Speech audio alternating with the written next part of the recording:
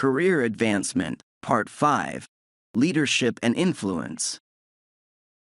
The comfortable hum of the cafe had become a familiar background as Emily and Daniel found themselves once again engaged in their thoughtful conversations about career growth. Tonight, they were ready to dive into a new subject that had been on both of their minds: leadership and influence. Daniel, lately I've been thinking about how leadership plays a huge role in career advancement. It's not just about managing people or having a title. It's about how you influence others and create a positive impact in your team and beyond. What's your experience with leadership so far? That's a great point, Emily. Leadership goes beyond titles for sure. For me, the most effective leaders I've seen aren't just the ones with authority. They're the ones who know how to motivate others and bring out the best in their team. Have you had any experiences where you had to step into a leadership role, even if it wasn't your official position? Definitely. A few months ago, we were in a tough spot at work. And although I wasn't officially the leader of the team, I found myself stepping up because no one else would. It was challenging, but I realized how much influence I could have by simply guiding others and setting the right example. What about you, Daniel? How have you handled leadership situations? Question: Daniel, what do you think is the most important trait of a good leader? Would you say A. Clear communication, B. Empathy and understanding, C. Confidence in decision-making? I'd go with B. Empathy and understanding. In my experience, the best leaders are the ones who really understand the people they're leading. Empathy builds trust, and when people feel understood and supported, they're more likely to follow your lead. What about you, Emily? I completely agree. I think empathy is often overlooked in leadership, but it's so important. It's not just about giving orders. It's about connecting with your team, knowing their strengths, and understanding what motivates them. I've seen leaders who don't have empathy struggle to keep their teams engaged. Exactly. And without that connection, it's hard to influence people effectively. People aren't just following your instructions. They're trusting you to lead them in the right direction. As they continued discussing, they both shared stories of leaders they admired, not because of their titles or power, but because of their ability to connect with their teams on a human level. Daniel shared how one of his previous managers took the time to understand what motivated each team member individually, which resulted in a highly effective and motivated group. Another thing I've been thinking about lately is how leaders deal with difficult decisions. Sometimes, being a leader means making tough calls that not everyone will agree with. Have you ever faced that kind of situation, Emily? Question: Daniel, how do you think a good leader should approach making difficult decisions? A. By gathering as much input as possible from the team. B. By trusting their instincts and experience. C. By focusing on the long-term vision, even if it's unpopular. I'd go with A. by gathering as much input as possible from the team. I think it's really important to involve the team in decision-making, especially when it comes to tough calls. When people feel like their opinions are valued, they're more likely to support the decision, even if it's not what they initially wanted. It also helps you as a leader because you're considering perspectives you might not have thought of.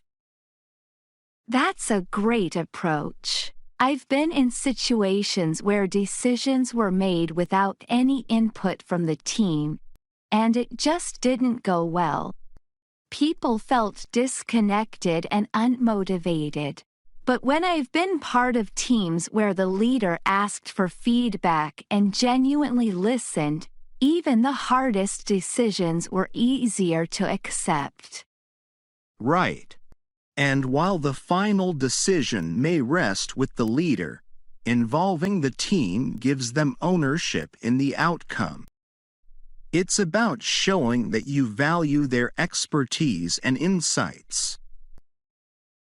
They continued talking about decision-making, both agreeing that a collaborative approach often leads to better outcomes, even in challenging situations. Emily shared a story about a time she had to make an unpopular decision at work but involved her team in the process, which made the transition smoother and more accepted.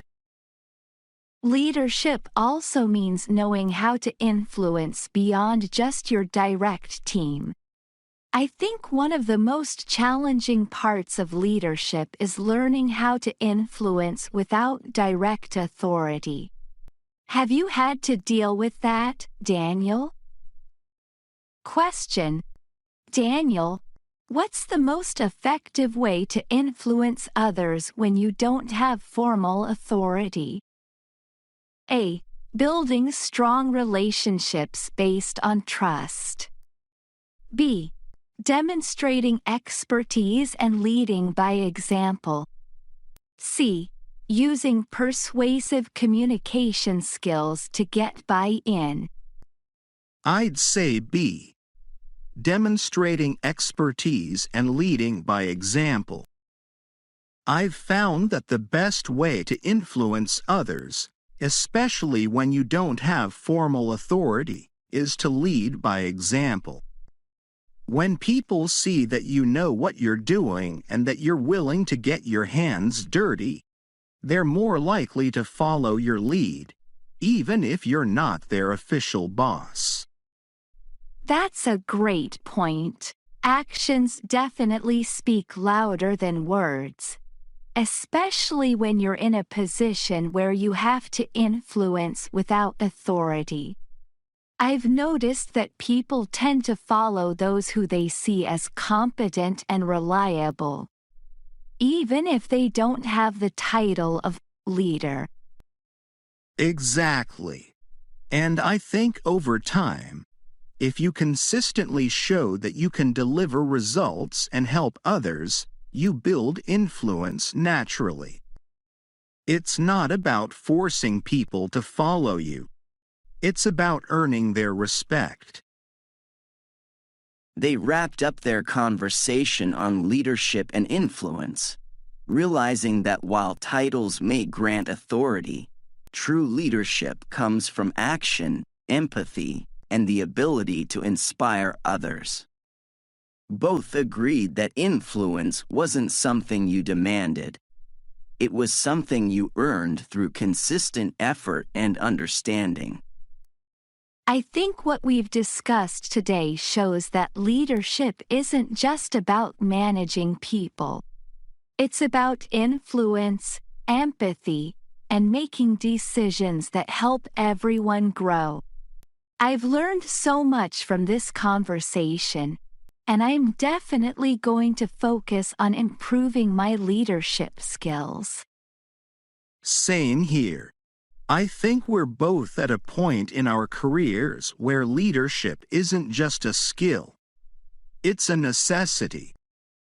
Whether we're leading teams or just influencing our peers, It's something we need to keep working on.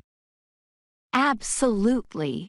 And I think the more we focus on the human side of leadership, empathy, communication, and building trust, the more successful we'll be, both in our careers and in helping others succeed.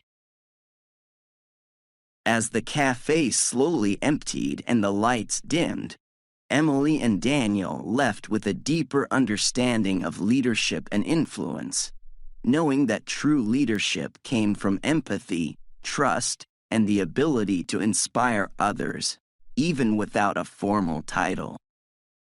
Here are 5 final words and phrases related to the theme of career advancement, leadership, and influence. Leadership, the ability to guide and inspire others toward achieving common goals, often by setting an example and fostering collaboration. Influence, the power to affect others' actions, decisions, or thinking, often built through trust, expertise, and personal connections. Empathy, the ability to understand and share the feelings of others, crucial for building trust and rapport as a leader.